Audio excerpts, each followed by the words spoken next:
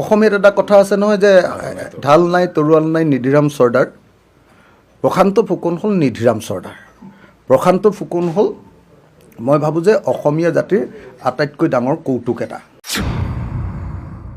অসমীয়া জাতিৰ যিবিলাক ফকলাণ্ডো আছে তেনেকুৱা এটা ফকলাণ্ডৰ নাম হ'ল প্ৰশান্ত ফুকন। প্ৰশান্ত ফুকনৰ এই কথাবিলাকক ভাবিবলগীয়া কথা বুলি ভবা নাই। তেওঁ এজন চেলেপু মানুহ, চেলেপু হৈ থাকিব দিয়ক। মই এটা কথা কওঁচোন আপোনালোকক যে নিগনি মৰা দৰৱ বিক্ৰী কৰা মানুহজন এজন প্ৰফেশ্যনেল মানুহ ন।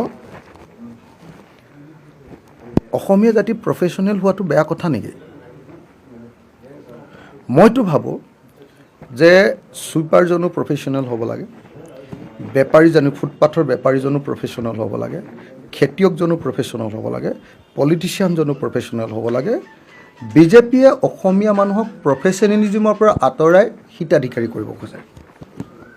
অসমীয়া মানুহক আনৰ ওপৰত নিৰ্ভৰশীল কৰিব খোজে।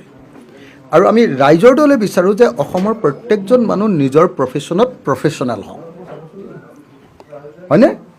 গতিকে এক নম্বৰ কথা, এজন মন্ত্ৰীয়ে সৰু ব্যৱসায় কৰা ক্ষুদ্ৰ ব্যৱসায়ী এজনক অপমান কৰা কথাটো ভালনে বেয়া?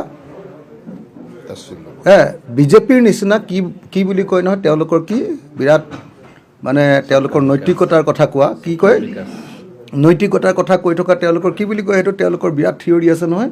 তেওঁলোকৰ যে বিৰাট চবকে যে ভাল পায়, যে নৈতিকতাৰ কথা কয়, যে একদম মানে একদম শেষৰজন মানুহৰলৈকে কল্যাণ বোলে দীনদয়াল উপাধ্যায় কৰিবলৈ দিছে, আকৌ বোলে মোদীয়ে কৰিবলৈ দিছে সবকা সাথ সবকা বিকাশ।